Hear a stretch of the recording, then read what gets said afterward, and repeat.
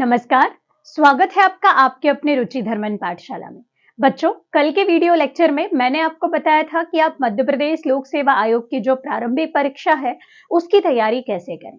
वहां पर मैंने आपको ये भी कहा था कि अगर आप जानना चाहते हैं कि बुक लिस्ट क्या हो, 10 यूनिट के लिए कैसे आप तैयारी करें, पेपर 1 की तैयारी कैसे करें, पेपर 2 की तैयारी कैसे करें, तो उसके लिए मैं आज का जो वीडियो लेक्चर है वो लेकर आई हूँ। और एक चीज और देखने में आई बच्चों कि कुछ बच्चे हैं जो बहुत घबरा रहे हैं, हेजिटेशन के कारण आप कमेंट नहीं कर पा रहे हो, पर्सनली कमेंट कर रहे हो। तो एक बात और बता दो बच्चों, अगर आपका प्रीलिम्स 1-2 नंबर से रुक रहा है, मतलब आप ये समझ जाइए कि आपकी पढ़ाई में कोई कमजोरी नहीं है और अपना मोटिवेशन डाउन मत करें बच्चे। कोई बात नहीं, 1 अटेम्प्ट हो गया, 2 अटेम्प्ट हो गया, 3 अटेम्प्ट हो गया। मैंने आपको बार-बार और हर बार यही बोला है कि मध्य प्रदेश लोक सेवा आयोग या जो जितनी भी प्रशासनिक परीक्षाएं होती हैं, चाहे वो किसी भी राज्य की हो, चाहे पीएससी क्यों ना हो या फिर यूपीएससी क्यों ना हो, कोई भी राज्य की परीक्षा हो, उसमें एक चीज जो सबसे ज्यादा जरूरी होती है इस परीक्षा को निकालने के लिए, वो होता है धैर्य, आपका पेशेंस। यहाँ पर कई बारी नॉलेज से ज्यादा बच्चों को इतना इंतजार नहीं हो पाता। एक तो इसकी प्रोसेस ही, एक बार की परीक्षा की प्रोसेस में अगर सही से इन लोग पूरा टाइम लगा देते हैं तो 12 से 15 महीने लगता है एक वैकेंसी को पूरा ज्वाइनिंग तक की बात अगर मैं करूँ तो, और ज्वाइनिंग को थोड़ा अलग कर दें, सिलेक्शन तक की बात करें तो, और 1 साल 1.5 साल किसी से वेट नहीं होता। और ऐसी कंडीशन में अगर आप किसी भी स्टेज से निकल जाते हैं, चाहे वो प्रारंभिक परीक्षा हो, मुख्य परीक्षा हो या इंटरव्यू हो, तो आपको फिर ये 15 महीने की जर्नी फिर से जीरो से चालू करनी होती है। तो मैं समझ सकती हूँ, और मुझसे ज्यादा कौन समझ पाएगा, क्योंकि ये रिजेक्शन मैं खुद फेस कर रही हूँ या किया है, कि आप जब एक बार चाहे इंटरव्यू से निकले, चाहे मेंस से निकले, चाहे प्रीलिम्स से निकले, आपको जीरो से स्टार्ट करना पड़ता है। तो भी बच्चों बस बार बार अपने आप को इसी चीज से मोटिवेट करें कि नहीं, एक बार और, एक बार और। क्या ये मेरा 100% था? नहीं, ये मेरा 100% नहीं है। जब तक मेरा 100% नहीं हो जाता मेरी तरफ से, तब तक मैं एक बार और तैयारी की प्रैक्टिस करूंगा। बस एक बार और तैयारी करूंगा, और देखिएगा वो एक बार कब आपका अंतिम बार हो जाएगा आपको पता नहीं चलेगा। ठीक है, मैं मान रही हूँ थोड़ा सा कठिन है, लेकिन कहते हैं ना कि महल बनाने में टाइम लगता है। अगर आप फ्लैट लेते हैं किसी मल्टी में, आप गए, रेडी टू पोजीशन, खरीद लिया। अगर आप जमीन पे घर बनाते हैं तो आपको थोड़ा सा और टाइम लगता है, और अगर आप एक बहुत बड़ा घर बनाते हैं उससे ज्यादा टाइम लगता है। लेकिन अगर आपका सपना महल बनाने का है तो उसमें आपने देखा होगा कितना टाइम लगता है। हिस्ट्री पढ़ी है ना आपने, राजा महाराजा लोग जब वो बड़े बड़े महल बनाते थे तो उनको कितना टाइम लगता था, सालों लग जाते थे। तो ये आपका महल बन रहा है जीवन का। ये जो आपका इन्वेस्टमेंट है 1, 2, 4, अगर मैं बोल रही हूँ 5 साल 6 साल का भी, वो आगे की जिंदगी आपकी संवार देगा। ठीक है, तो यही मोटिवेशन रखिए। नो डाउट थोड़ा सा टफ है, लेकिन हम कर लेंगे। ठीक है, और रही बात 1-2 नंबर से, मैम मेरा सिलेक्शन रुक रहा है, बच्चों के कमेंट थे, कई सारे बच्चे हेजिटेशन के कारण कमेंट नहीं कर पाए। उस वीडियो लेक्चर के बाद में बहुत सारे बच्चों के मैसेज आए। कोई बात नहीं, आप मुझे पर्सनल मैसेज भी कर सकते हैं। अगर ऐसा लग रहा है कि 1-2 नंबर से रुक रहा है, मैम ये मेरा 3rd अटेम्प्ट है, लड़कियों के साथ बड़ी दिक्कत होती है, लड़की हूं, समझ सकती हो बच्चों कि शादी की एज आ गई या किसी की शादी हो गई, उसके बाद तैयारी करना, बच्चे हैं उसके बाद तैयारी करना चैलेंजिंग तो है, लेकिन फिर वही बात याद रखिए, महल बन रहा है। ठीक है, तपना तो पड़ेगा आपको। ठीक है, तो आप कैसे टाइम चुराते हैं ये आपके ऊपर है। 1-1, 2-2, 4-4 घंटे आपको कट आउट करना है, अपने फालतू के समय को आपको प्रोडक्टिव समय में कन्वर्ट करना है और वहां से निकालना है। अब रही बात कि आपका अगर 1-2 नंबर से जो रुक रहा है, जो बात हम कर रहे थे मुद्दे की, उसी पर बात करें तो आपकी ये जो कमी है ना बच्चों, वो पढ़ने में नहीं है। वो जो चीज हो सकती है वो 2 रीजन से हो सकती है। एक तो आपका स्ट्रेस, कि परीक्षा हॉल में आपने इतना हवा बना लिया है पीएससी का, या डर बना लिया है कि आप आते हुए क्वेश्चन गलत कर देते होंगे अंडर प्रेशर। दूसरी चीज ये हो सकती है लैक ऑफ रिवीजन, आपकी रिवीजन की कमी है। ठीक है, तो आप रिवीजन बढ़ा दीजिए, उसको टेस्ट के जैसे दीजिए, और टेस्ट इतने दे दीजिए बिल्कुल परीक्षा के माहौल का बनाकर कि आपका वो परीक्षा का डर निकल जाए। और इससे मतलब ये डर निकालने के लिए एक और चीज कारगर साबित होगी। आप अगर यहाँ पर रिवीजन कर लेते हैं, जब आप बहुत बार रिवीजन कर लेते हैं ना, तो आपका कॉन्फिडेंस लेवल बढ़ जाता है। आपको ऐसा लगने लगता है कि यार मैंने अब पढ़ लिया है, मेरे को एग्जाम हाल में बन जाएगा।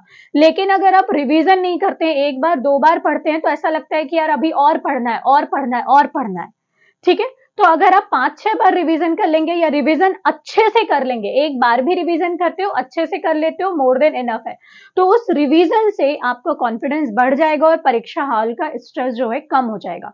और उस स्ट्रेस को कम करने के लिए आप एक और काम कर सकते हैं, आप टेस्ट दीजिए। बार बार टेस्ट की ओर जोर दे रही हूं, चाहे मेंस हो चाहे प्रीलिम्स हो, टेस्ट दीजिए। टेस्ट से होता क्या है कि आप परीक्षा का माहौल बना के टेस्ट दीजिएगा, लेकिन ठीक है, मतलब जो एग्जाम हॉल का माहौल रहता है ना, वैसा, चाहे आप लाइब्रेरी में, चाहे आप घर पे, चाहे आप कहीं पर भी पेपर दे रहे हैं, आपको उस 1 घंटे या 2 घंटे, जितने भी घंटे में आपने पेपर सेटअप करा है, जो भी होगा, जैसे यूनिट वाइज होगा तो थोड़ा कम समय लगेगा, और एफएलटी जरूर दीजिएगा। अगर एफएलटी है तो वो पूरा एग्जाम जैसे समय लेकर एग्जाम के प्रोसेस में जैसे आप सॉल्व करते हैं वैसे करिए। और अगर नंबर टेस्ट में बढ़ रहे, मतलब एग्जाम हॉल में भी फिर बढ़ेंगे इस प्रोसेस से। ठीक है, तो बिना किसी स्ट्रेस के तैयारी करिए, सिलेक्शन होगा। ठीक है, टेंशन मत लीजिए। अब बात करते हैं बुक लिस्ट की। ठीक है, तो अगर मैं बुक लिस्ट की बात करूं यहां पर, तो सबसे पहले अगर हम देखें तो हमारा एमपीपीएससी प्रीलिम्स का जो पेपर है उसमें 2 पेपर होते हैं। ठीक है, एक और चीज आई है कि मैम सी सेट हम फॉरेस्ट के हैं। ठीक है, 1 मिनट रुकिएगा बच्चों। एमपीपीएससी पेपर 1 और पेपर 2। ठीक है, पेपर 1 जैसे कि मैंने बताया जीएस का, और पेपर 2 जैसे कि मैंने बताया सी सेट का। ठीक है, हर कोई राज्य प्रशासनिक सेवा की ओर ध्यान दे रहा है। जी हाँ, कुछ लोग हैं जो फॉरेस्ट की तैयारी कर रहे हैं, और अगर फॉरेस्ट रेंजर ऑफिसर आप बनते हैं, वो बोलना चाहिए थोड़ा सा, पोस्ट बहुत अच्छी है, एकदम से जनता से जुड़ने वाली पोस्ट नहीं है, लेकिन बहुत अच्छी पोस्ट है। ठीक है, अगर आप उसकी तैयारी कर रहे हैं, तो उसके लिए आपको स्ट्रॉन्ग करना पड़ता है सी सेट का। जिस बच्चों का मतलब मैसेज आया है सी सेट के लिए कि मैम प्लीज सी सेट का कुछ बताइए, और सी सेट में 40 नंबर की हिंदी आ रही है और हिंदी आपसे पढ़ना चाहते हैं, ठीक है, आपके इस सजेशन को रुचि धर्मन पाठशाला मानता है और सी सेट के लिए आपके लिए वीडियो लेक्चर लेकर आएगा। ठीक है, सी सेट की तैयारी से रिगार्डिंगली, जी हाँ, कोई नहीं करवा रहा है मैम, सब कोई प्रशासनिक सेवा की ओर देख रहे हैं, तो इतना टेंशन मत लीजिए। ठीक है, ठीक है, हम सी सेट के ऊपर वीडियो बना देंगे। सी सेट के लिए हिंदी की तैयारी मैं आपको करवा दूंगी, या 5-6 वीडियो हम उस पर बना देंगे कि आपको सी सेट कैसे कवर करना है। ठीक है, क्या क्या इसमें आता है, इसके लिए एक सेपरेट वीडियो अलग से मैं बना दूंगी। ठीक है, डन। चलिए, अब सी सेट के अलावा बात करो जीएस की। जीएस में अगर हम बात करें तो कितनी यूनिट्स हैं? 10। ठीक है, और कितना क्या इसका समय रहेगा और कितने नंबर का होता है, इस पर हम बात कर चुके हैं। ठीक है, 200 नंबर का 100 प्रश्न, 2 घंटे समय, 10 से 12 आपका एग्जाम होगा। ठीक है, सेम ये 2 से 4, 2 घंटे का समय, 100 प्रश्न, 200 नंबर। ठीक है, 2 से 4 इसका एग्जाम आपका होगा। ठीक है, अब देखते हैं कि इसका क्या कैसे सिनेरियो रहता है। पहले आज हम जो बात करेंगे वो जीएस की बात करेंगे, 10 यूनिट की। ठीक है, सबसे पहले अगर मैं बात करूं बच्चों, ठीक है, तो यूनिट 1, या फिर मैं एक काम करती हूं, यूनिट वाइज आपको बता देती हूँ। यूनिट 1, यूनिट 3 और यूनिट 5, ये तीनों ही यूनिट हैं एमपी की। तो सबसे पहले अगर मैं एमपी की बुक लिस्ट की बात करूं, चाहे हिंदी मीडियम हो चाहे इंग्लिश मीडियम हो, दोनों के लिए मैं यहां पर बात करूंगी।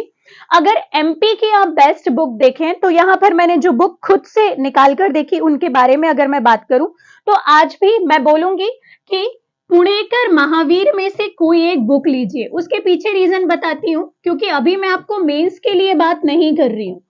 ठीक है, मेंस के लिए बात नहीं कर रही हूँ, मैं प्रीलिम्स की बात कर रही हूँ। मेंस के लिए अलग से वीडियो बनाऊंगी। मेंस के लिए ये बुक अच्छी नहीं है, पहले ही बोल दे रही हूँ, क्योंकि मेंस को पढ़ने का तरीका थोड़ा सा अलग होगा, आंसर लिखने का तरीका।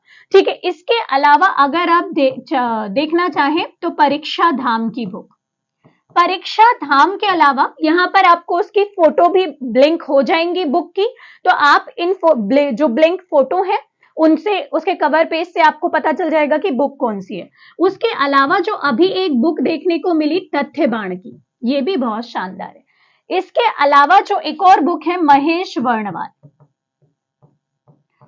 और इंग्लिश मीडियम के लिए थोड़ा सा टास्क है। देखिए डेटा हर बुक में थोड़े ना थोड़े गड़बड़ है, तो आप अपने टीचर या फिर क्लास नोट्स को भी प्रेफर कर सकते हैं और करेंगे। ठीक है, महेश वर्णवाल के अलावा एक जो है मुकेश माहेश्वरी। अब ये मुकेश माहेश्वरी की बुक इसलिए बोल रही हूं क्योंकि इंग्लिश मीडियम में अभी ठीक ठाक बुक यही है। टीएमएच नहीं बोल रही हूं, गलतियां हैं। इनमें से कोई एक बुक आप ले सकते हैं। ठीक है, इंग्लिश मीडियम हिंदी मीडियम दोनों में अवेलेबल है ये बुक। इनमें से परीक्षा धाम इंग्लिश मीडियम में अवेलेबल नहीं है। महेश वर्णवाल, मुकेश माहेश्वरी, पुणेकर, महावीर अवेलेबल है। आप उनकी बुक ले आइए। ठीक है, अब इसके साथ आपको करना क्या है, एमसीक्यू के लिए बुक लेकर आनी है।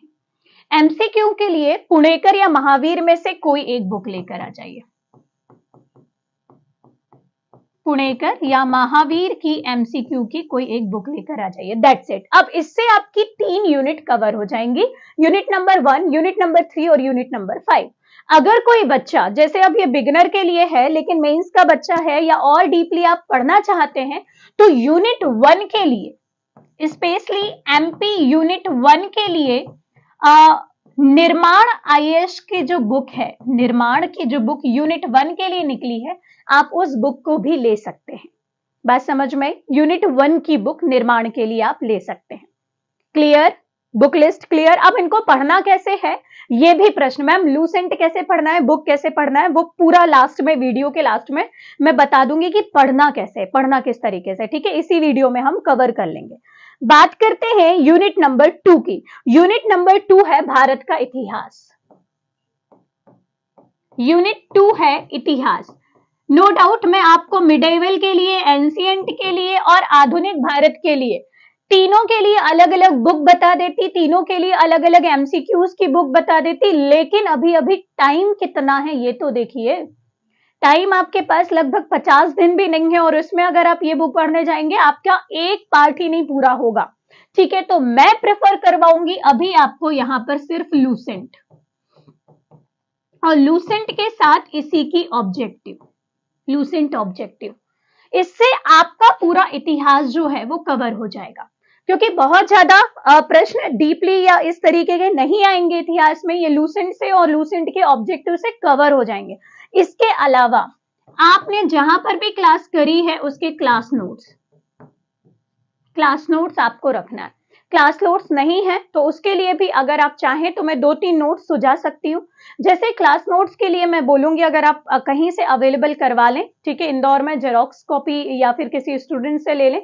एक वेदांत एकेडमी के नोट्स हिस्ट्री के आप प्रेफर कर सकते हैं, दूसरा आकार कोचिंग के नोट्स आप प्रेफर कर सकते हैं। ठीक है, अब यहाँ पर कोचिंग के नाम मुझे लेने पड़ रहे हैं, लेकिन कोई बात नहीं, क्योंकि आपका भविष्य का सवाल है, डायरेक्शन सही देना है तो मैं बोल सकती हूँ। ठीक है, अभी और भी क्लासेस के नोट्स होंगे जो मैं टॉपिक वाइज आपको बता दूंगी। अगर क्लास नोट्स आपको कहीं के लग रहे हैं या आपने जहां से भी क्लास की है, मैंने आपको बताया है, आपका टीचर आपको कभी गलत गाइडेंस नहीं देगा। ठीक है, चलिए अगर बात करें यूनिट नंबर 3, तो यूनिट 3 अगेन काय की है, एमपी की। एमपी के बारे में मैं बता चुकी हूं। अब लेकिन यूनिट 3 में अगर आप देखोगे एमपी का भूगोल है। यहां पर जब कभी भी आप एमपी पढ़ेंगे बुक आपकी वही रहेगी, सॉरी, लेकिन जब आप इस एमपी को पढ़ें तो यहां पर मैप का यूज करिएगा, मैपिंग, क्योंकि यहां पर एमपी का भूगोल है और भूगोल के जो प्रश्न है ना वो आप मैपिंग से पढ़ेंगे तो आपको बड़ा काम आएगा। बिना मैपिंग के यहां पर आप ये प्रश्न को हल ना करें। ठीक है, और उसके बाद मैपिंग के अकॉर्डिंगली एमसीक्यूज। ठीक है, यहां पर बुक वही रहेगी लेकिन बुक को पढ़ने का तरीका बता दिया। ये वाले पोर्शन को मैपिंग, एमपी मैपिंग से पढ़ें, ज्यादा अच्छा रहेगा। ठीक है, यूनिट नंबर 4, यूनिट 4 की अगर मैं बात करूं तो यहां पर भारत और विश्व का भूगोल है। ठीक है, यहां पर ज्योग्राफी है, भारत और विश्व के भूगोल की। उसके लिए भी मैं अभी आपको बोलूंगी लूसेंट प्लस ऑब्जेक्टिव। ठीक है, यहां पर आप लूसेंट ऑब्जेक्टिव के अलावा घटना चक्र की जो ऑब्जेक्टिव होती है जीएस वाले पोर्शन के लिए दोनों जगह वो लगा सकते हैं। घटना चक्र इलाहाबाद वाली जो ऑब्जेक्टिव होती है आप उसको जीएस के लिए लगा सकते हैं। ठीक है, तो लूसेंट प्लस ऑब्जेक्टिव, घटना चक्र ऑब्जेक्टिव या लूसेंट ऑब्जेक्टिव जो भी आपको लगाना है, और इसके अलावा यहाँ के क्लास नोट्स।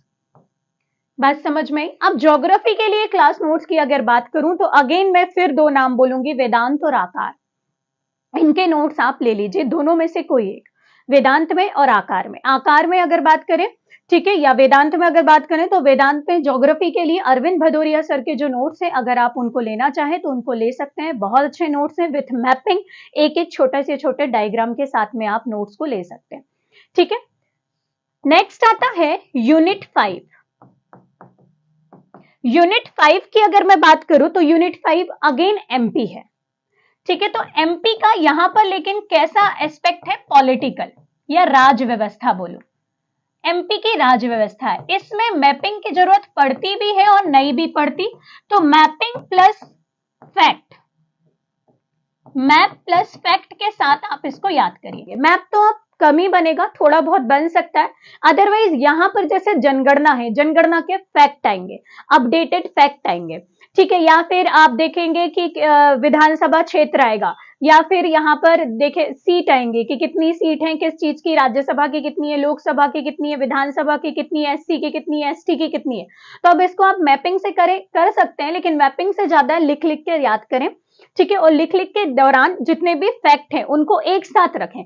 जैसे हम जनगणना वाले फैक्ट हैं, तो प्रतिशत के आधार पर, जनसंख्या के आधार पर, फिर प्रतिशत के आधार पर, जनसंख्या के आधार पर, तो प्रतिशत और जनसंख्या जो कंफ्यूजिंग वाली है उनको एक साथ लिख लीजिए, और उसके बाद उनके फैक्ट को मतलब बोलना चाहिए, याद करना चाहिए। जो एक जैसे फैक्ट है, जैसे उदाहरण के लिए जो भारत के जनांकिकी के बराबर है, ठीक है, या फिर लिंगानुपात के बराबर मध्य प्रदेश का कौन से जिले का लिंगानुपात है, ठीक है, मध्य प्रदेश की साक्षरता दर के बराबर मतलब कौन से जिले के साक्षरता दर है। इस तरीके के कुछ फैक्ट हैं जिनको आप बुलेट फॉर्म में वहीं वहीं लिख लिख कर याद कर सकते हैं। तो ये वाली यूनिट के लिए लिख कर याद करना है एमपी को, मैपिंग, लिख कर और याद करना, 3 प्रोसेस बता दी। अब यूनिट नंबर 6, यूनिट नंबर 6 अगर आप देखें तो यहां पर ये काय की है, पॉलिटी प्लस इकोनॉमिक्स। देखिए, अगर आप पॉलिटी के लिए बात करें तो पॉलिटी के लिए अगेन मैं बोलूंगी लूसेंट। इसके लिए तो लूसेंट के अलावा अगर आप क्लास नोट्स भी प्रेफर नहीं करते हो तो भी चल जाएगा, और ऑब्जेक्टिव।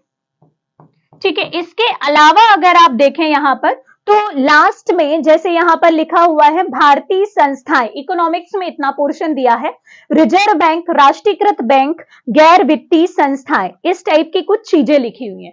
तो इसके लिए भी आप लूसेंट प्रेफर कर सकते हैं, इकोनॉमिक्स वाले पोर्शन के लिए बोल रही हूं मैं।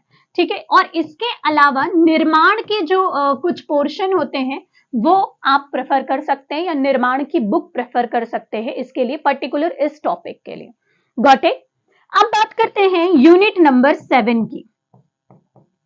यूनिट नंबर 7 में अगर मैं बात करूं तो विज्ञान एवं पर्यावरण है। विज्ञान के लिए तीनों ही पोर्शन आप प्रेफर करेंगे लूसेंट से। विज्ञान के तीनों portion Lucent plus Lucent objective से ही प्रेफर करें।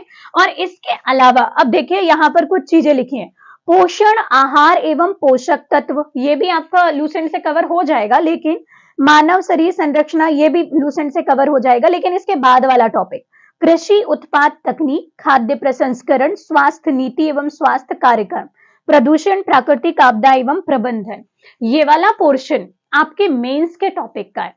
अगर आप चाहें तो मेंस जहां से भी आपने करा है उस मेंस के टॉपिक का कर लें, अदरवाइज इसके लिए भी मैं बोलूंगी आकार आईएएस के नोट्स आप यहां पर प्रेफर कर सकते हैं। ठीक है, दूसरा अगर मैं बात करूं तो निर्माण के नोट्स भी आप ये वाले पोर्शन के लिए प्रेफर कर सकते हैं।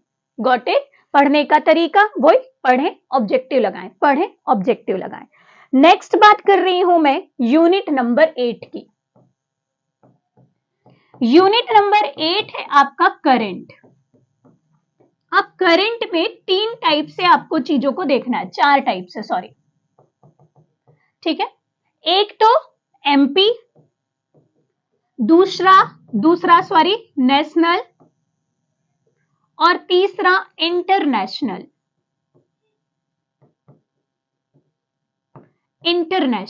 ठीक है, और इसी के साथ इस सेक्शन को अलग कर दे रही हूं मैं स्पोर्ट्स को।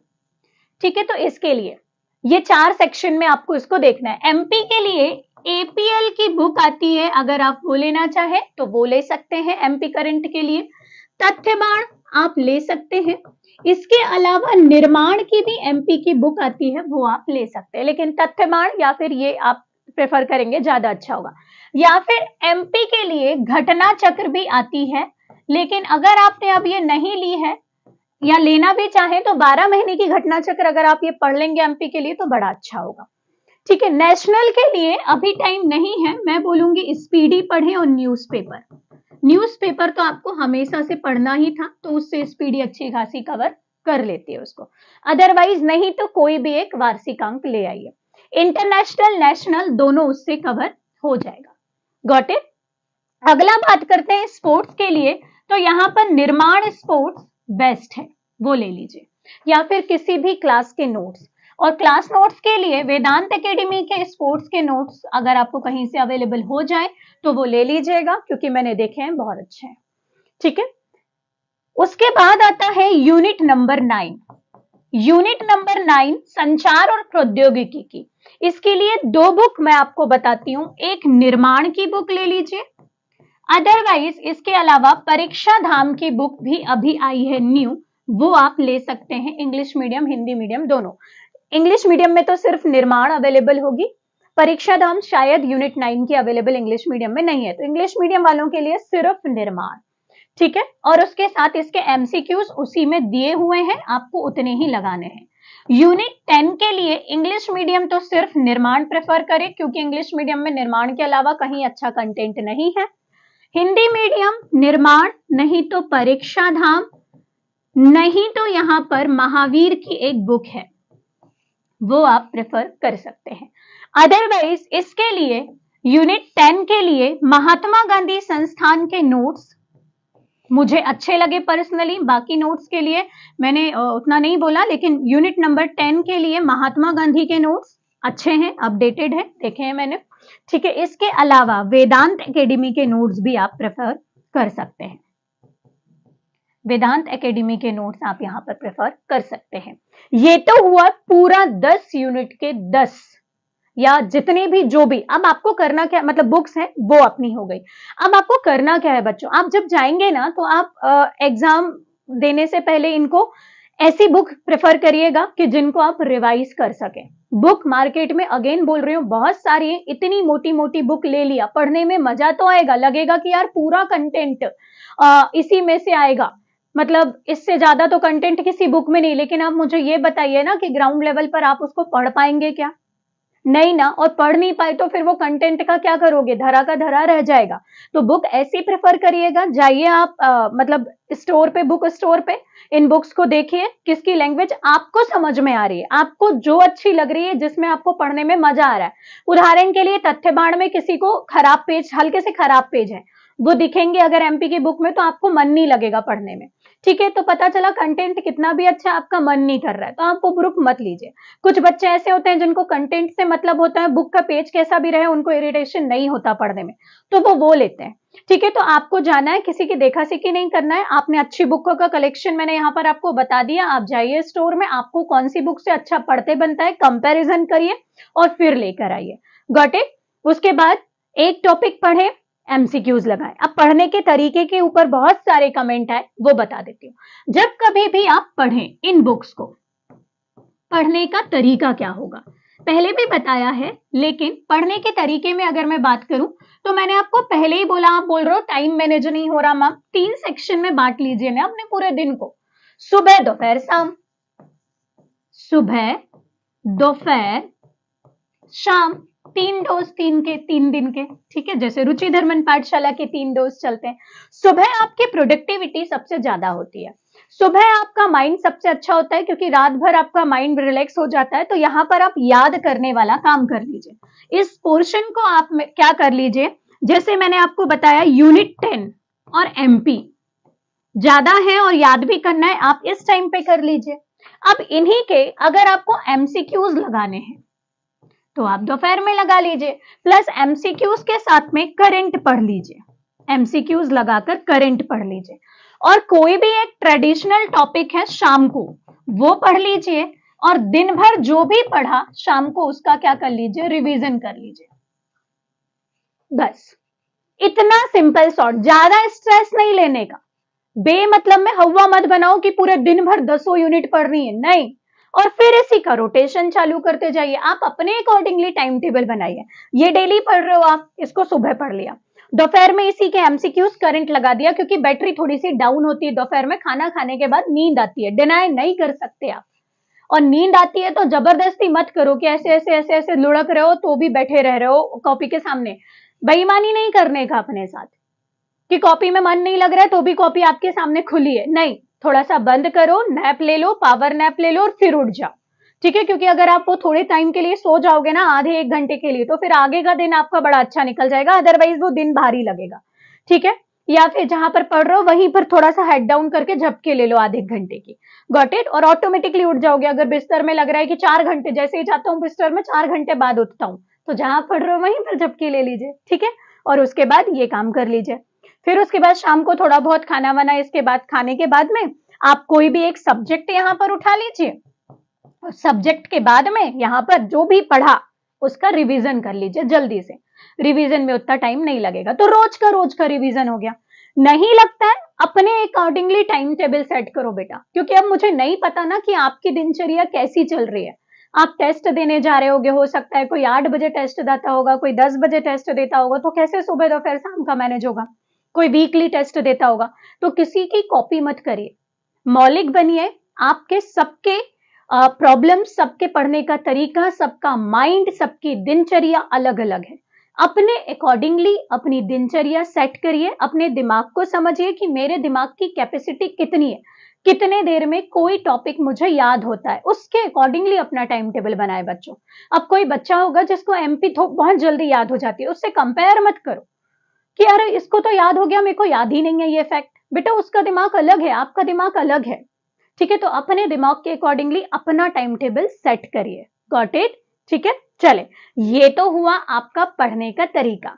इसके अलावा भी अभी भी अगर आपको किसी भी प्रकार का कोई डाउट लगता है, बिल्कुल बेझिझक पूछिए बच्चों कि क्या दिक्कत जा रही है, क्या नहीं जा रही है। जैसे एक बच्ची ने मैसेज किया था, ठीक है, वो बच्ची, मुझे ऐसा लग रहा है बोलना नहीं तो नहीं चाहिए पूरे प्लेटफॉर्म पे, बेटा आपके लिए पर्सनल मैसेज है, बिल्कुल स्ट्रेस मत लीजिए। मैंने नंबर भी वहां पर आपको दिया है, उस नंबर पर अगर आपको ऐसा लग रहा है, आपने बात करने की कोशिश भी करिए, आप पर्सनल मैसेज कर दीजिए कि आपको क्या दिक्कत आ रही है, क्या समस्या आ रही है, ठीक है। मैं वहां से आपकी दिक्कत या समस्या या नोट्स जो भी आपको दिक्कत जा रही है वो अवेलेबल करवाने की कोशिश करूंगी, ठीक है।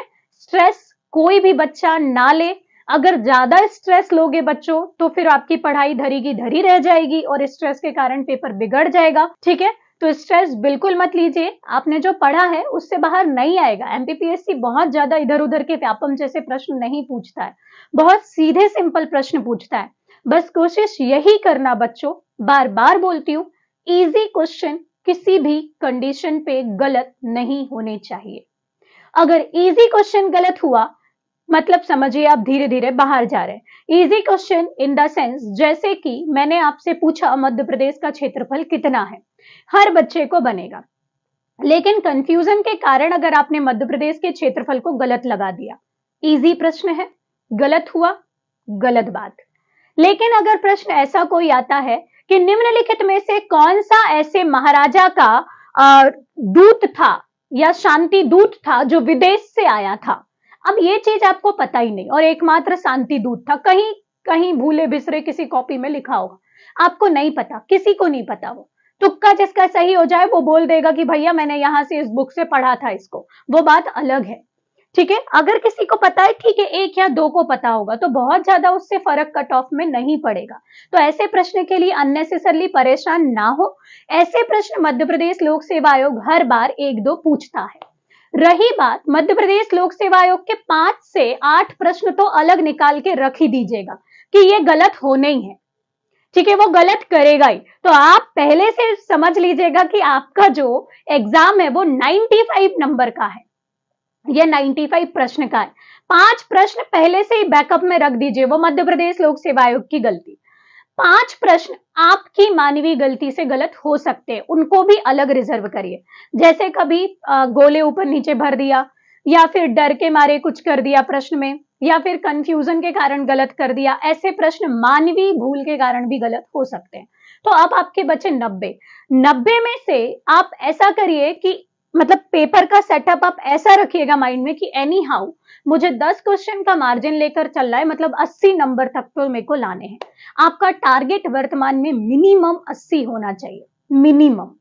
बात समझ में आई? क्योंकि जिस हिसाब से अभी आरक्षण की पद्धति चल रही है, हमको डिसीजन नहीं पता कि क्या होगा, 27 होगा, 13 होगा, क्या होगा, कुछ भी होगा, नहीं पता। तो अगर आप 80 के आसपास रहते हैं तो आप सेफ जोन में। अदरवाइज अगर आप ऐसी स्थिति में फंस जाते हैं जहां पर आप मतलब ना, आपको ऐसा लग रहा है कि यार मेरा होगा कि नहीं होगा, होगा कि नहीं होगा, तो होगा कि नहीं होगा वाली स्थिति बड़ी खराब होती है। उस स्थिति पे ना फंसे, आप डायरेक्ट 80 को टारगेट करें और 80 के अराउंड ही अगर आप रहेंगे तो आपकी मेंस की तैयारी भी बड़ी अच्छी होगी। और उसके बाद जब प्रीलिम्स के बाद होगा तो मैं बताऊंगी मेंस की तैयारी का क्रम आपका कैसा होगा। ठीक है, चलिए। अगर इसके अलावा अगर आपको और कोई समस्या है, कोई दिक्कत है, अभी टाइम है, पढ़ने से पहले आप मुझे वो समस्या बता सकते हैं। मैं उस समस्या से रिलेटेड वीडियो बनाकर रुचि धर्मन पाठशाला में पोस्ट कर दूंगी। चलिए मिलते हैं एक नए लेक्चर वीडियो के साथ में, तब तक बने रहिए आपके अपने रुचि धर्मन पाठशाला में। धन्यवाद।